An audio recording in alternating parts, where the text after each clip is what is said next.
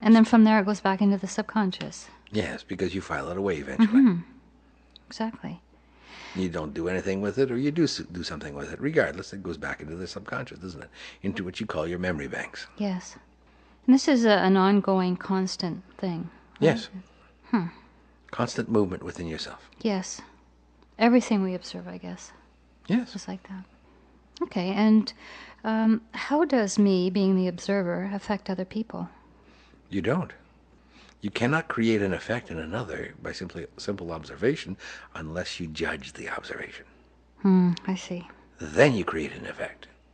And that would be the same as they're asking, how does being the observer affect me? So, And again, without judgment, there's simply observation. And if there is a simply observation, then it opens you to the probability of choice. There you must choose. What do you do with that observation? Do you file it away? Do you use it? Do you see? But being the observer alone does nothing. right. Judging the observation, yes, does something. Choosing to use the observation, yes, does something. Yes. Both are actions. Do you see? Judgment and choice. Yes. Okay, Wonders, we're back from the commercial break. Good. How are we doing? We're doing good. Good. Are you enjoying us? I certainly am. Is the audience enjoying us? I hope so. Why do you only hope so? Oh, I know. Don't you know? Yes, I do. If I'm enjoying it, these are their questions too. Aha. Yes. You see? Yes. So if you're enjoying it, why wouldn't the audience members enjoy it? Exactly. You're the basic mirror for them, aren't you? Yeah, exactly. Unless, of course, they course. judge you.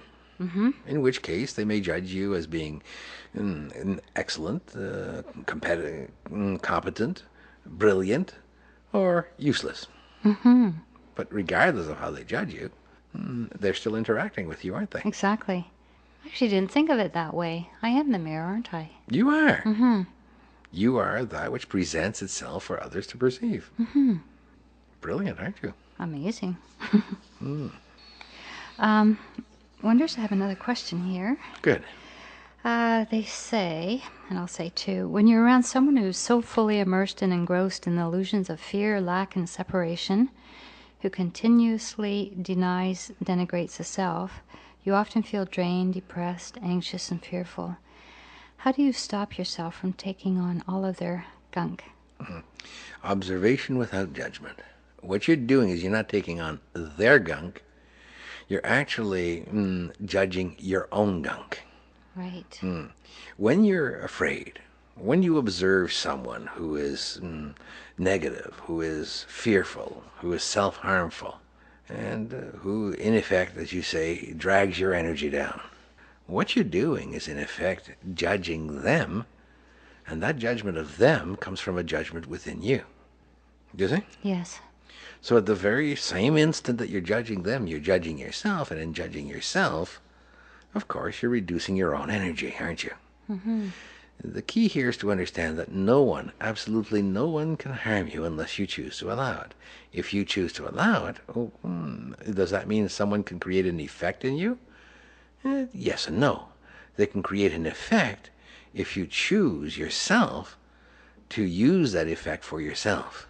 So it's not them forcing themselves on you, but rather you resonating to that which they are. And you ultimately create the effect in yourself. Do you see? So the key here is to realize that when you find yourself surrounded by people with negativity, or people with self-harm or self-abuse, you have a choice, don't you? Yes. You can choose to place yourself in their position, and some individuals do. In the New Age movement, in fact, there's been a lot of individuals that like to validate their choices by saying, well, that person's energy reduced me. And that person's negative energy affected me. I can't live around people with negative energy. How many times have you heard that? Many.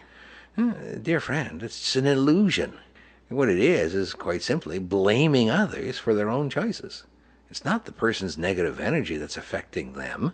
It's them choosing to be negative within themselves and allowing themselves and judging that portion of themselves so completely that they allow themselves to return back to that moment in time and space that's within them. Do you see? So the resultant is they find themselves unwilling to make choices that says, why can't I just choose to be who I am? You see? Yes. So set aside this whole concept that others can harm you. Quit looking at things that say, you hurt me. You're the one that's harming me. It's your fault. Your choices hurt me. No, they didn't. Your choices didn't hurt me. My choice to react to your choices hurt me.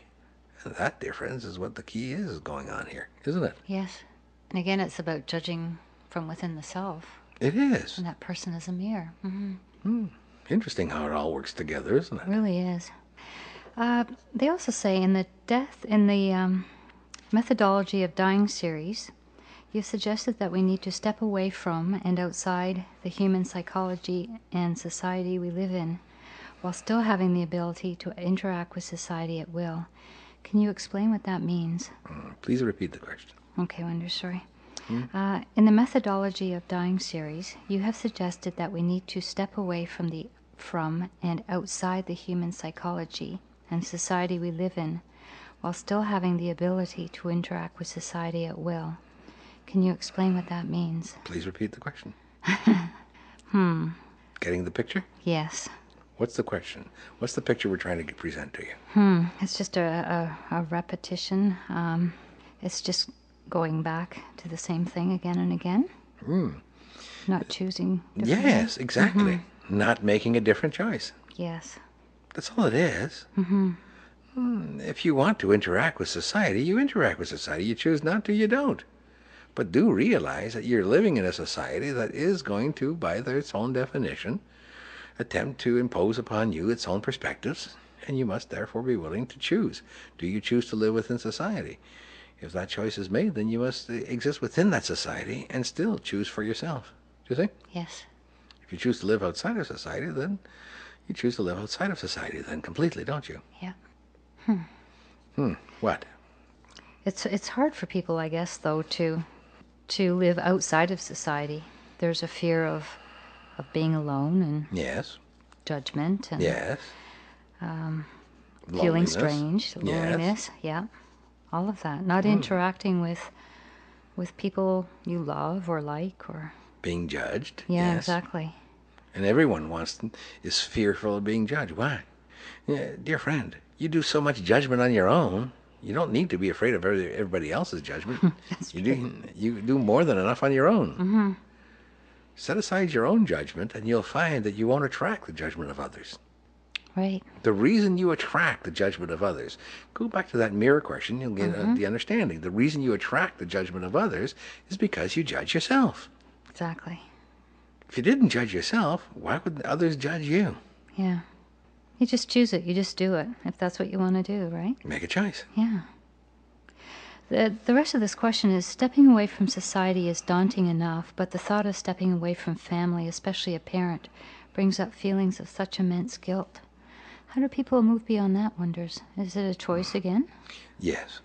Realize that all guilt is the unwillingness to accept your own brilliance and your own choices. That's all it is. It's your own self-judgment. So take guilt, and if you want to, enjoy it, use it to validate, to justify your choices, to limit yourself, or set aside the guilt and make a choice. Eventually you'll come to realize that there's no necessity to push yourself away from people.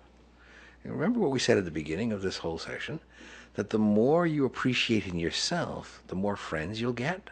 Yes. Because you can appreciate so much more in others. It's the judgment of yourself that limits your interactions with others. Remember that?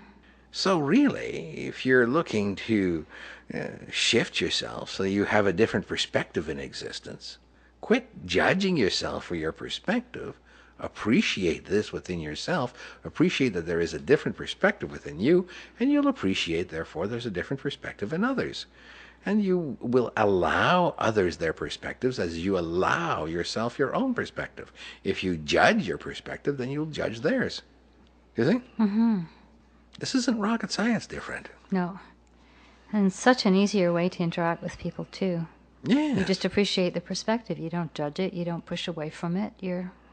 You accept it. You appreciate it. Yes, and you allow. Allow it, yeah. Allow within yourself everything. Don't judge what you are. Allow what you are. Appreciate it.